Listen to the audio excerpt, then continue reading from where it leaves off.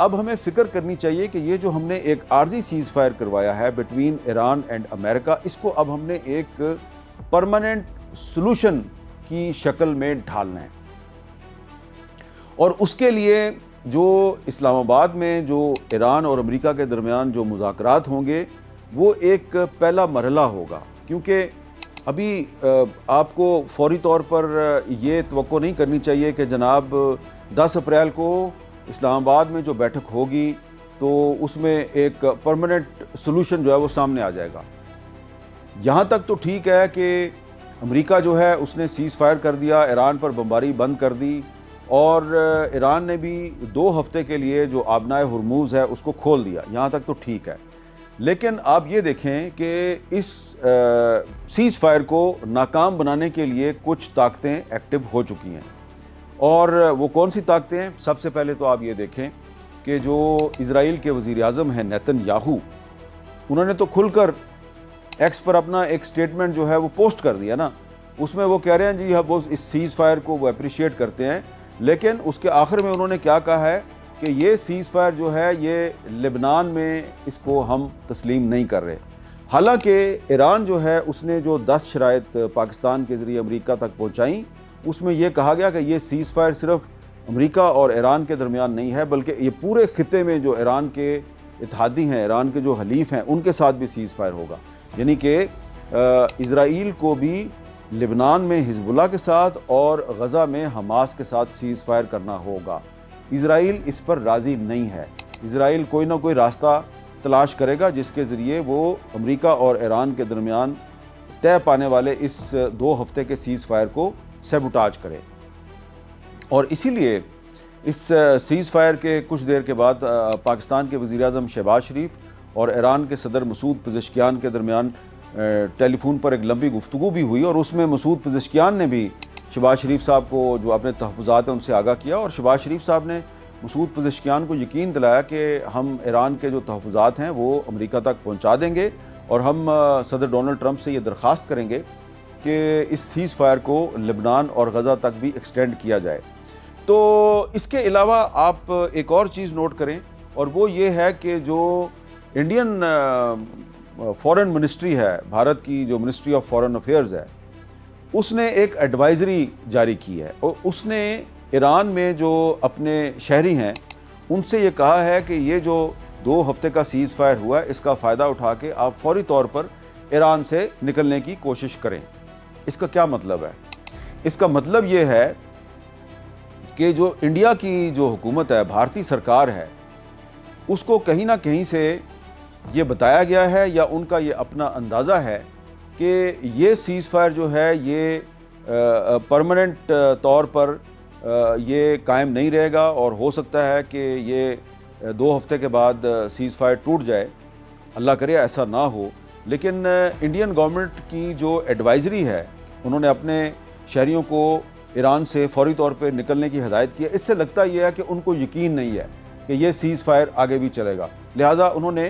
جو اپنے شہری ہیں ان کو ایران سے نکلنے کا کہہ دیا ہے۔ تو اس سے ہم یہ ایزیوم کر سکتے ہیں، اس سے ہم یہ اندازہ لگا سکتے ہیں کہ بھارت جو کہ اسرائیل کے بہت قریب ہے، اس کو یہ خدشہ ہے کہ یہ سیز فائر قائم نہیں رہے گا۔ حالانکہ جو بھارتی حکومت ہے اس نے ایک علیحدہ جو بیان جاری کیا، اس میں انہوں نے اس سیز فائر کو سپورٹ کیا، اور انہوں نے کہا کہ ہم چاہتے ہیں کہ یہ سیز فائر جو ہے یہ آئندہ بھی چلے۔ لیکن جو ان کی ایڈوائزری ہے ایران میں اپنے شہریوں کے لیے، وہ کچھ اور کہہ رہی ہے۔ اس سے میں صرف آپ کو یہ بتانا چاہتا ہوں کہ پاکستان کو اور ایران کو اور امریکہ کو ہوشیار رہنا چاہیے کہ اسرائیل اور اس کا اتحادی بھارت یہ کوشش کریں گے کہ کسی نہ کسی طریقے سے یہ سیز فائر سیبوٹاج ہو جائے،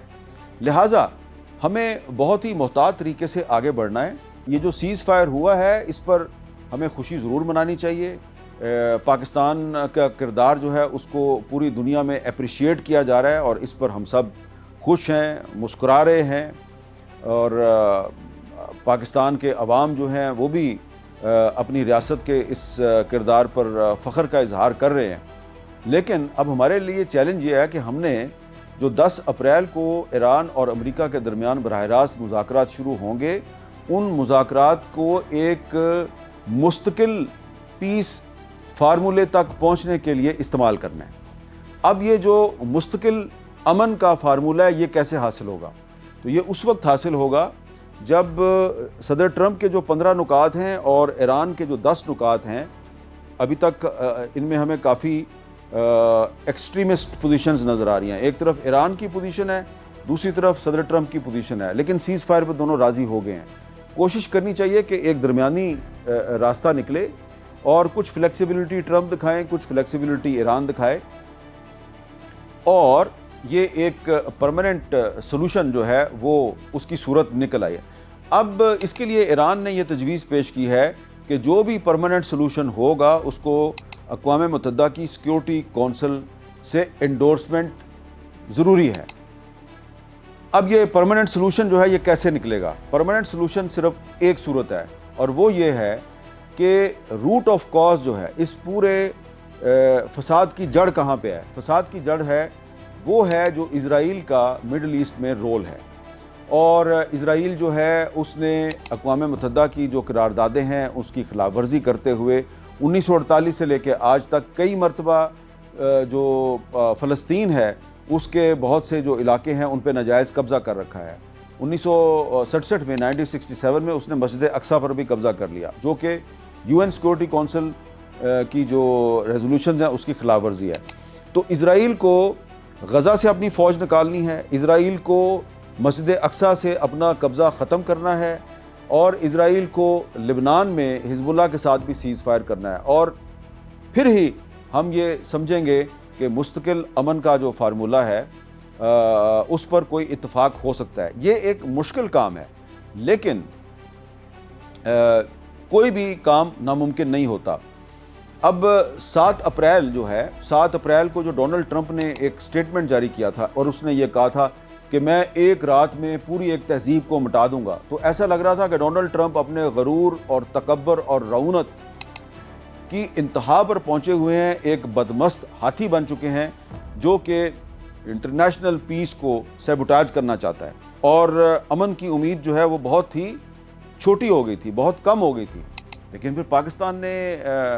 ہمت نہیں ہاری، پاکستان نے کوشش کی، اور اس میں چین نے بھی پاکستان کی مدد کی، اور پاکستان اور چین کی کوشش سے ٹرمپ بھی سیز فائر پہ راضی ہو گئے اور ایران بھی سیز فائر پہ راضی ہو گیا۔ تو ٹرمپ اور ایران اگر سیز فائر پہ راضی ہو سکتے ہیں